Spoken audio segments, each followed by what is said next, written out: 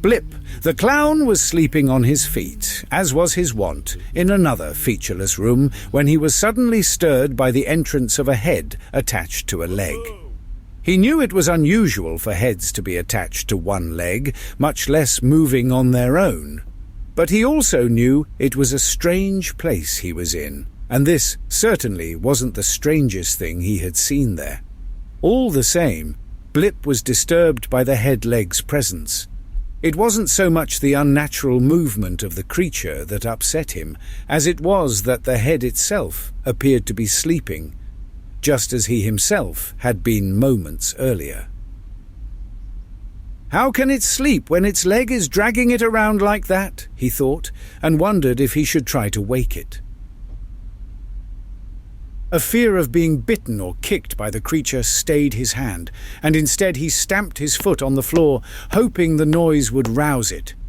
Bupkis!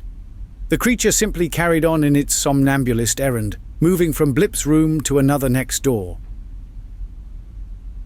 Blip pondered, as he often did in moments like this, on the significance of the encounter. Was the head leg symbolic of something? Like dreams were meant to mean things to the dreamer. Was he, Blip, also sleeping through life, as his body dragged him relentlessly on through time and creation, entirely heedless of what he, Blip, might have wanted? Was Blip still steering the ship, or was he the vessel in question, unmoored and drifting through the flat, blank waters of life?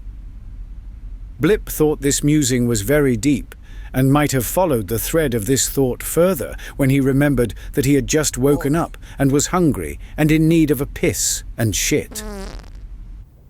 Searching another room for a hole in the floorboards, Blip's Swiss cheese mind quickly eliminated all memory of the mysterious head leg, leaving only the pressing need in his stomach and the steady pressure in his bladder and bowel.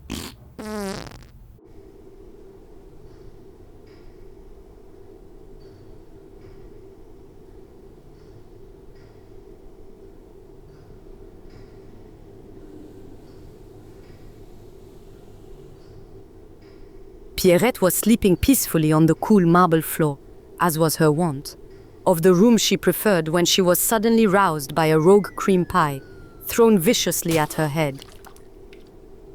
Her anger at the unprovoked attack was instantly transformed to curiosity when she laid eyes on a head attached to a leg, sleeping a few feet from her. She had never before seen a head with one leg, much less a sleeping one, and she wondered how it managed to get around. In that moment, she felt a bit of pity for the creature, in spite of the fact it was probably her assailant, there being no one else in her room to have launched the errant pie. Getting to her feet, she looked accusingly at the creature. Why should it get to sleep when it has disturbed mine? She thought, and taking a lute from behind her back, she played gracefully on the instrument in an attempt to rouse the head leg. It did not have the effect that Pierrette might have hoped for.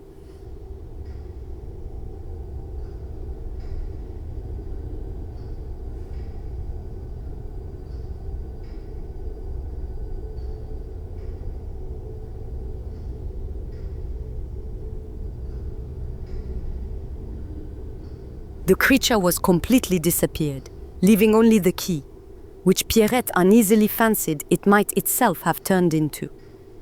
Examining the ornate, bronze key in her hands, Pierrette wondered what it opened, and how she would go about finding out what it unlocked.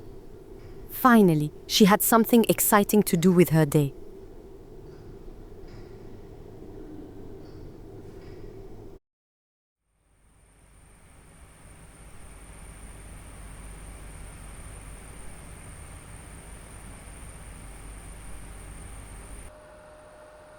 Hector the Clown surveyed the security camera feeds grimly, but with a sense of satisfaction, as the keeping of the rooms was surely his charge.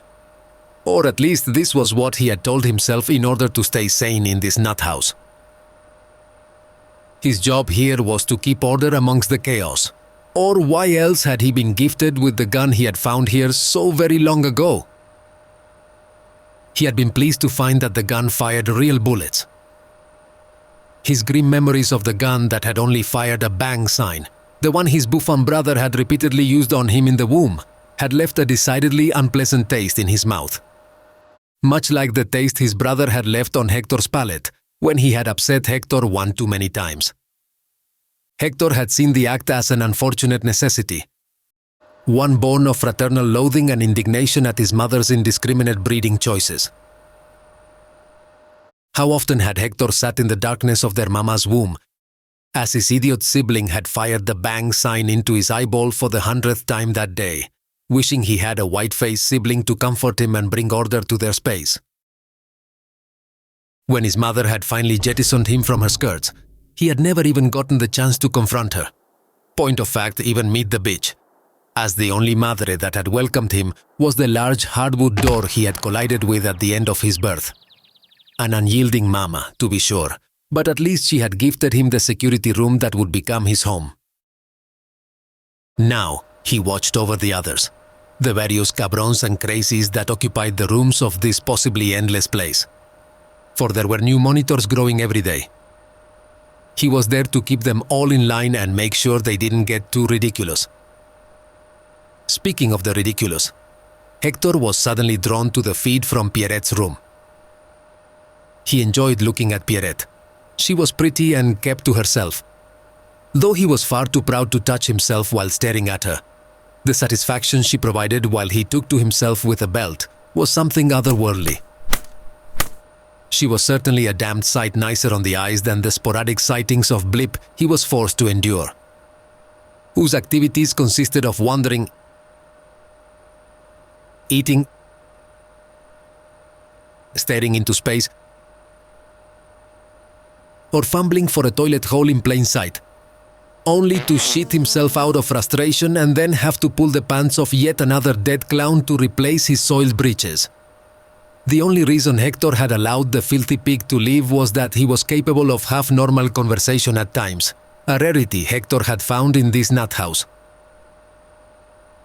But it was crazy on Pierrette's screen that had captured him now, for a head attached to one leg had invaded her space.